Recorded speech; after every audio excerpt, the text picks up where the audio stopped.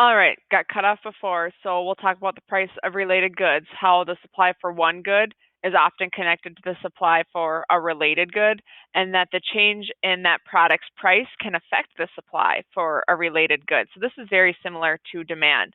So here's an example, is let's say the price of cocoa has risen tremendously, so chocolate. What impact will this have on the supply of Arctic Rush drinks, or when I was a kid, we called them Mr. Misties at DQ. Those are like the slushies.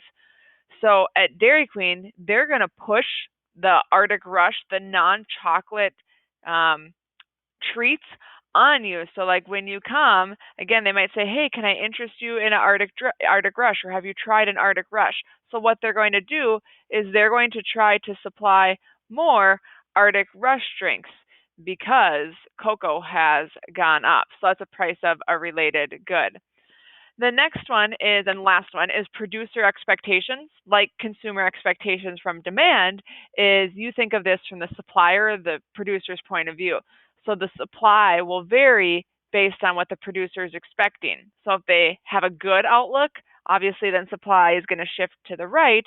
If they're expecting maybe not so good of an outlook, then supply will shift to the left. So thankfully, winter's about over here in Minnesota, but let's say that we had reports from Farmer's Almanac, all that it's going to be a very warm winter. You're not going to see as many like shovels at the hardware store versus all of a sudden there's a report that there's big blizzards coming up. You're going to see the ice melt and all of the shovels, all those things at the local hardware store. So another example is summer weather is coming soon. McDonald's is aware of this, and they want to change their McCafe menu. So what will McDonald's do?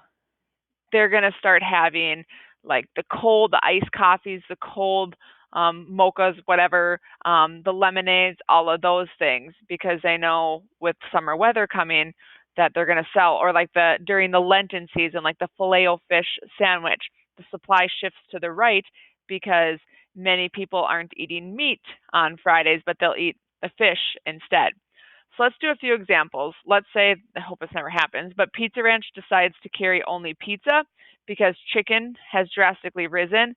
Well, the supply for pizza at Pizza Ranch is going to shift to the right because like their buffet is going to have a lot more pizza on it because you can't get chicken there.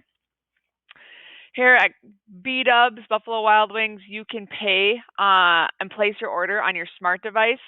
So that way, Buffalo Wild Wings should be able to supply a lot more food items because you can order it from the website or the app on takeout.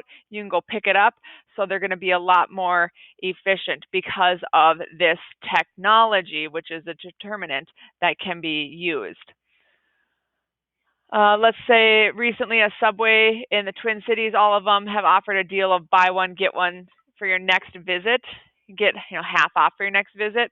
Well, Subway is going to supply a lot more sandwiches because of this promotion. Because next time you go there, you have a coupon, you're going to want to use it. Well, what that could do, a little competition here, is it could make Jimmy John's suffer for a little while and their supply could shift to the left unless Jimmy John's does something to draw consumers to their store. Here's if the FDA put some new strict rules on labeling and nutrition information on products, supply is going to shift to the left because it's going to take a while for businesses to adjust to the new FDA rules. The FDA is a government organization, so therefore the determinant is government tools.